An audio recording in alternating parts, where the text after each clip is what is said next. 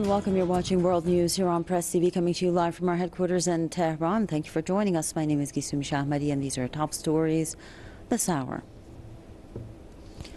The Canadian Prime Minister says the victims of a plane shot down unintentionally by the Iranian military would be alive if there had been no tensions in the region.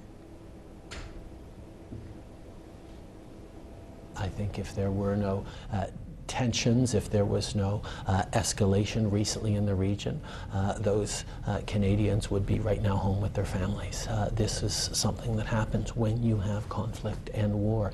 Innocents bear the brunt of it, and it is a reminder why all of us need to work so hard on de-escalation, on moving forward to reduce tensions and find a pathway that doesn't involve further conflict and killing. Justin Trudeau's comments come as Canadian officials are about to visit Iran in order to investigate the plane crash. Tensions escalated in the region after the United States assassinated top Iranian commander in Iraq.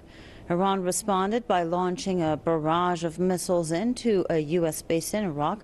The plane was downed hours after Tehran's retaliatory strike when the military misidentified it for a hostile target. Later, the head of Canada's Transportation Safety Board said Iran is allowing Ottawa to play a more active role than is normally permitted in investigations into a Ukrainian plane crash. I also want to stress that so far, the Iranian AAIB has responded in compliance with international protocols. And furthermore, there have been early signs that Iran is allowing the TSB to play a more active role than normally permitted. For example, by inviting TSB investigators to participate in the download and analysis of the cockpit voice and flight data recorders. Again, whenever and wherever. I can tell you that the recorders are still in a press conference, Katie Fox says she was optimistic about the direction of the investigations. Canada has been invited to participate in the probe because a large number of its citizens were killed in the incident. But according to international rules, Iran leads the investigation.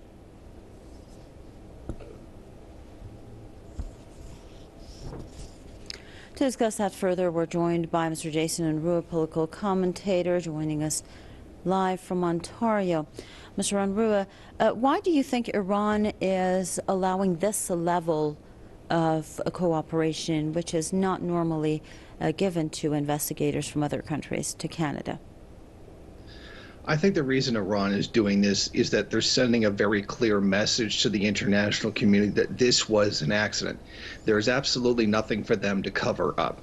If this were to happen in another country where it was done deliberately, then there would be specific actions taken to obfuscate the facts. There'd be blocking of certain investigations.